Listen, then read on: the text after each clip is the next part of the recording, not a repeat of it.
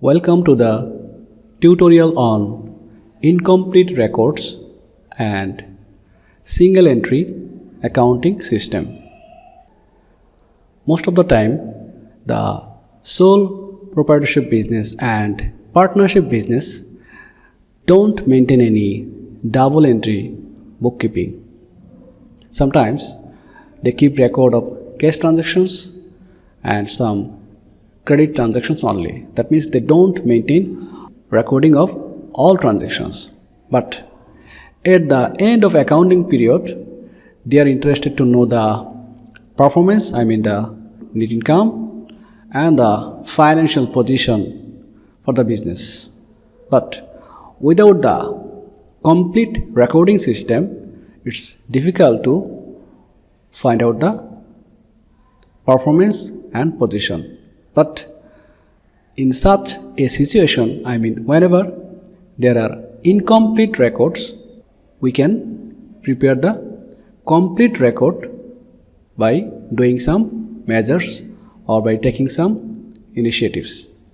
And this chapter will discuss how to complete the accounts from the available incomplete records. Whenever a sole proprietorship business or partnership business don't maintain the records, or whenever there is an incomplete record, in that case we call it as a single entry system, because those sole proprietorship business and partnership business may contain or may prepare or may follow some hybrid method, such as sometimes they record the transaction following the double entry accounting, sometimes they just maintain one entry, and sometimes they don't pass any journal entry for any transaction. Since there are mixed situation, that's why we can say that the sole proprietorship business and partnership business follows the hybrid method where we can get incomplete records, and that's why we call it as a single entry system followed by them. But as accountant, we have to establish a linkage among the available information, and ultimately we should finalize the accounts. From the previous discussion, we can say that there are some features of single entry system. We can see whenever there is an inaccurate, unscientific and unsystematic method of recording, those type of system is known as single entry system or system of incomplete record. In single entry system, there may be no record of real and personal accounts, as well as sometimes they just maintain the cash transaction related recording. But in those cash book, they mixes up the transaction of business and personal. Business transaction as well as personal transaction are combinedly shown in cash book. That is not the standard for maintaining double entry accounting system. There is no uniformity in maintaining the records, and there is a difference between the format or records maintained by one firm to another firm. However, the profit that is calculated is one kind of estimated profit that is calculated based on the available information.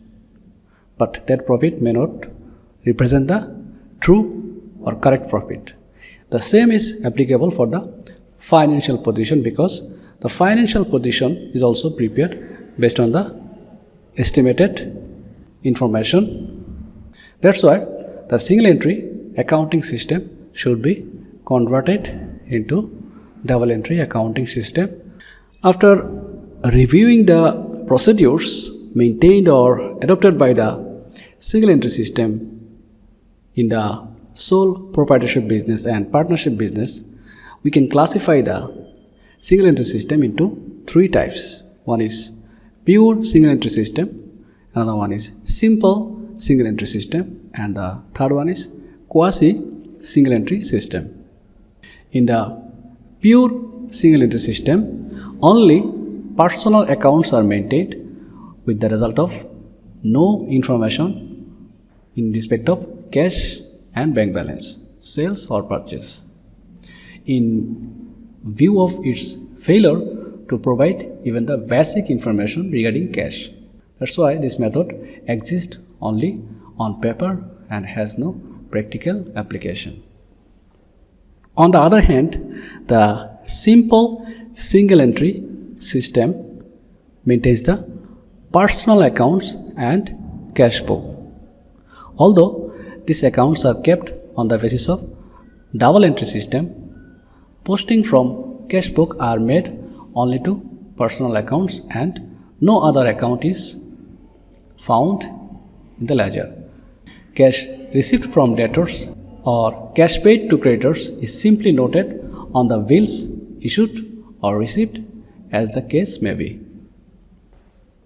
And in the third case, the quasi single entry system, the personal accounts and cash book and some other subsidiary books are maintained. The main subsidiary books kept under this system are sales book, purchase book and bills book. No separate record is maintained for discounts which are entered into the personal accounts.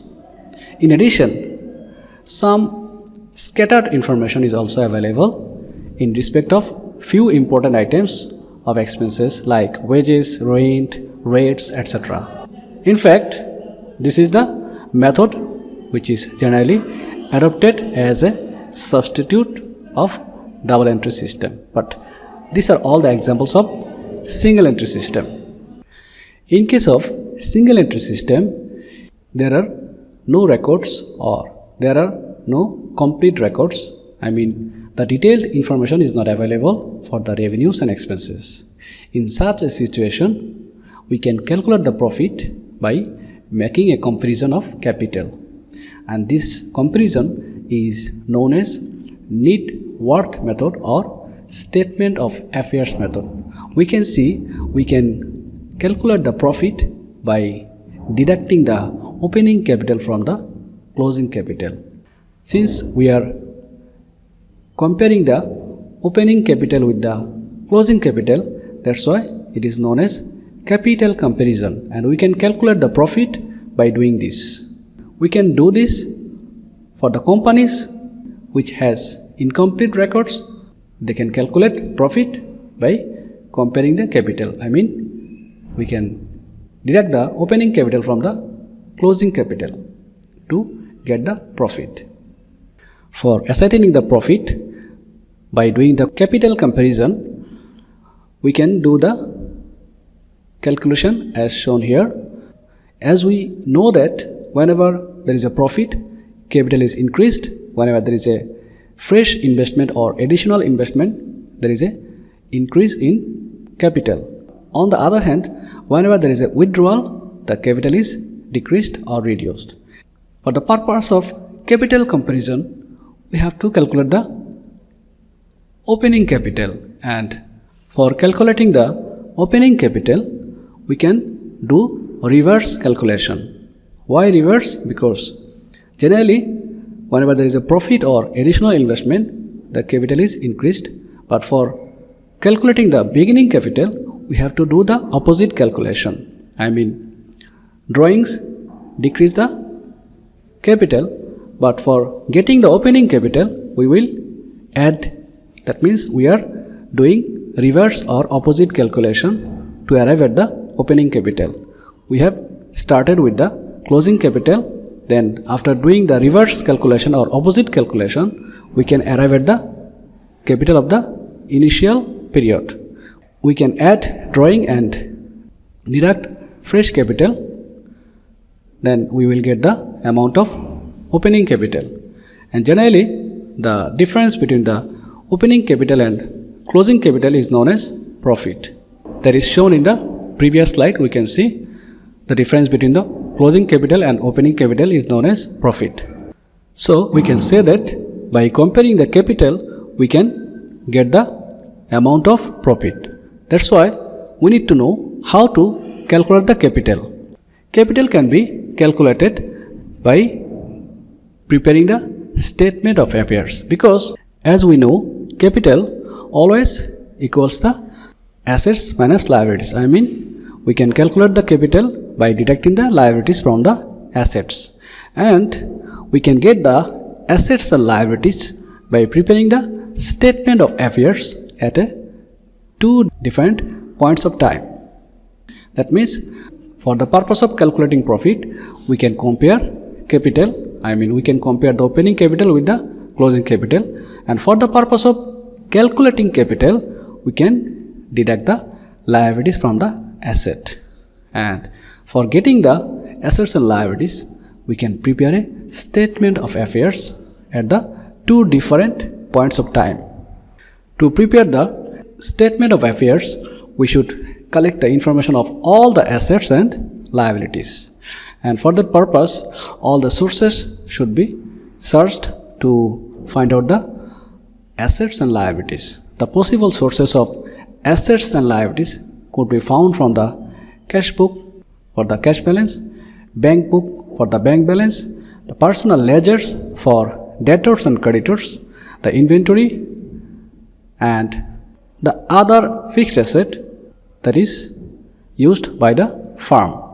In that case, the accountant can ask the proprietor of the sole proprietorship business or partnership business to provide the original cost and the date of purchase.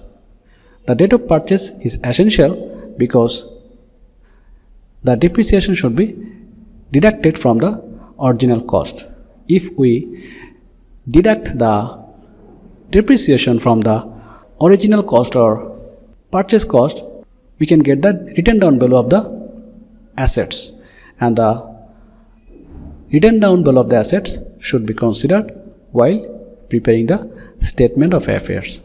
However, we can get the list of assets and liabilities from the cash book, bank book, ledgers of debtors and creditors, inventory, and the other list of assets provided by the proprietor or partner of the sole proprietorship business and partnership business.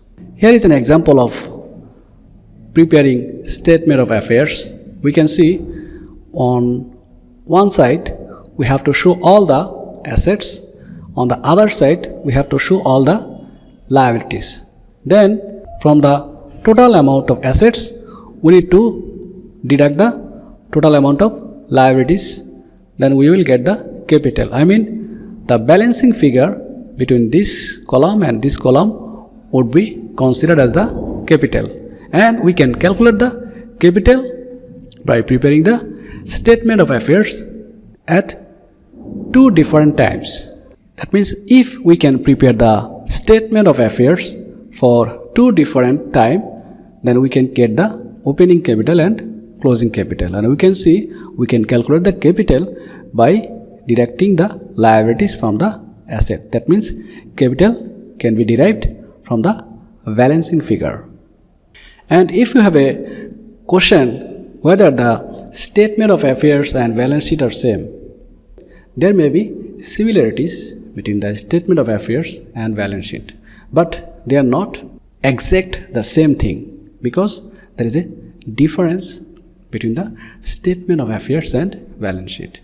The statement of affairs is not a reliable information because it is prepared based on the available information, based on the assumption, based on the estimate. But the balance sheet is prepared by collecting data which is based on the double entry accounting system. That means it's a reliable information.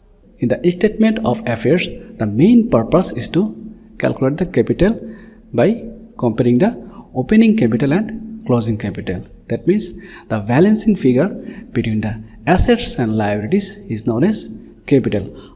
On the other hand, for the balance sheet, the capital is derived from the ledger of capital account. In the statement of affairs, the information is collected from the incomplete records, but in case of balance sheet, there is no chance of preparing the balance sheet from the missing items. It is prepared based on the authentic records. And in case of valuation of assets, for the statement of affairs, there is a arbitrary manner to estimate the value of the asset, but in case of balance sheet, the value of the asset is accurate because it is derived from the double entry accounting system. That means there may be some similarities between the statement of affairs and balance sheet, but there is a distinction because the statement of affairs is calculated for getting the capital by comparing the opening and closing capital, and it is based on the estimated information that is available from the incomplete records.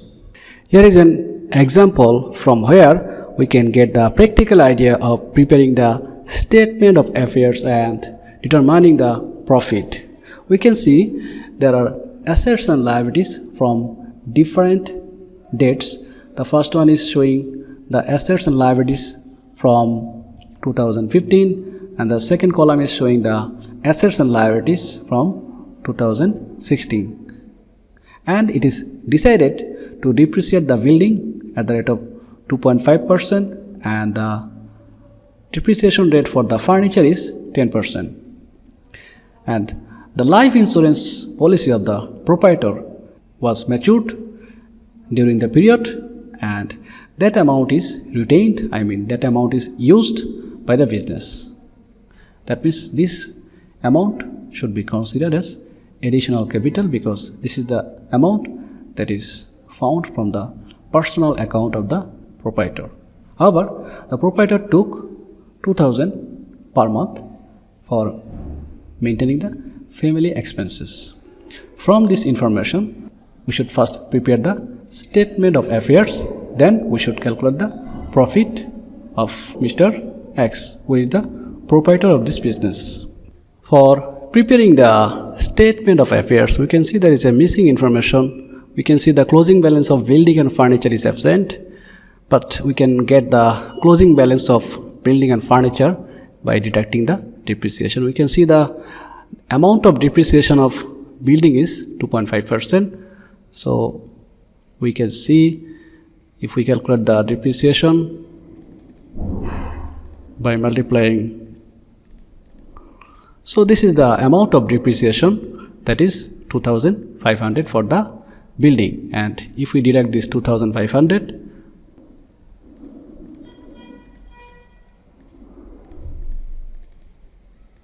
that means 97,500 is the closing balance of building.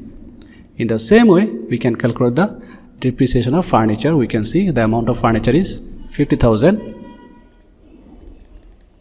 and the amount of depreciation is 10%. So amount of depreciation is 5,000. So if we deduct the depreciation, we can see the amount of closing balance of furniture is 45,000. So here we can see the statement of affairs. In the right side, we can see all the assets are shown. You can see the building, this is the opening balance and this is the closing balance. This closing balance is calculated by deducting the depreciation from the opening balance. The amount of depreciation was 2,500, and after deducting this depreciation from the opening balance, we have got the closing balance of building, as well as the amount of depreciation of furniture is 5,000. After deducting the 5,000, the closing balance is 45,000. And the other information is taken from the illustration. These are the information, those are shown here. So the total amount of assets in 2016 is 5,90,700, and the amount of liability is lower, and the balancing figure is 4,40,700. If we deduct the liabilities, here the amount of liabilities is 80,000 and 70,000. If we deduct this 1,50,000 from the 5,90,700, we can get the 4,40,700. that is the balancing figure, which is known as capital. So this is the closing capital. In the same way, we can calculate the opening capital. We can see this is the total amount of assets from this 3,81,200. If we deduct the liabilities, then the balancing figure, which is known as capital, is 2,41,200. By preparing the statement of affairs, we can get the capital. And now, for the purpose of determining or calculating the profit, we need to compare the opening balance of capital and closing balance of capital. But before that, we have to adjust the investment and drawings. Capital is increased by the fresh investment or fresh capital, but for calculating the opening capital, we have to deduct the fresh capital. From the question, we can see the amount of money taken from the life insurance policy of the proprietor is used in the business, and this amount should be considered as additional capital or fresh capital. That's why this one is deducted. In practical scenario, the additional capital is added, but for the purpose of calculating the opening capital, we are doing the reverse or opposite calculation.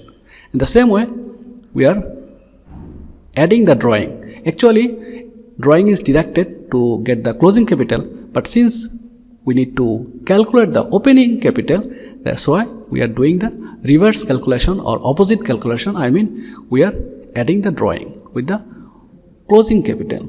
And from the question, we can see the amount of drawing is 2,000 per month. The total amount of drawing is 24,000. So after adjusting the additional capital and drawing, the amount of opening capital is 2,41,200. And now we can get the amount of profit by comparing the capital, that is 4,40,700, 2,41,200. So by this kind of statement of affairs, we can calculate the capital from the balancing figure, and we can calculate the profit by comparing the closing capital with the opening capital. When the books of accounts are incomplete, it's essential to complete the double entry accounting system, and for that purpose, we need to collect or we need to show all the transaction. After that, we need to prepare the trial balance to be sure that everything is fine. That means, for the purpose of obtaining the complete accounting system, we need to convert the single entry system into double entry accounting system. Otherwise, it would be very difficult to calculate the profit and loss and balance sheet. Since the method of recording in single entry system is not similar in different firms, that's why we cannot suggest a uniform formula to convert the single entry system into double entry accounting system. But we can follow a general techniques, that is, at the first stage, we need to prepare the ledgers from the opening balance of assets, liabilities and capital. Then we need to deal with the original book of entry, the primary journal entry, to complete the double entry. Then we need to post those entry or journal to the ledgers. Here is an example. Suppose if only personal accounts are maintained in the cash book, the debits and credits pertaining to nominal accounts and real accounts that are not posted should be posted into the ledger. Another example is, if there are discount columns in the cash book, the totals of the discount paid and received should be posted to discount allowed and discount received accounts. This is the two example. In this way, you can calculate all the ledgers for all the accounts. Then the subsidiary ledger books should be prepared, such as the subsidiary ledger book for purchase, for sales, for return, for bills receivable and payable. And after that, all the balances should be posted to the ledgers. But in preparing the ledger, the accountant may face various types of problem, those problems should be overcome by applying the judgment. However, this is the general technique to obtain the complete accounting information for the single entry system. There are other techniques which can also be applied. We can see we have learned about the general techniques to obtain the complete accounting system. The other techniques are derivation of information from cash book, analysis of sales ledger and purchase ledger, distinction between business expense and drawing, fresh investment by proprietors or partners. So these are the techniques that can be applied to obtain the complete accounting system. Thank you.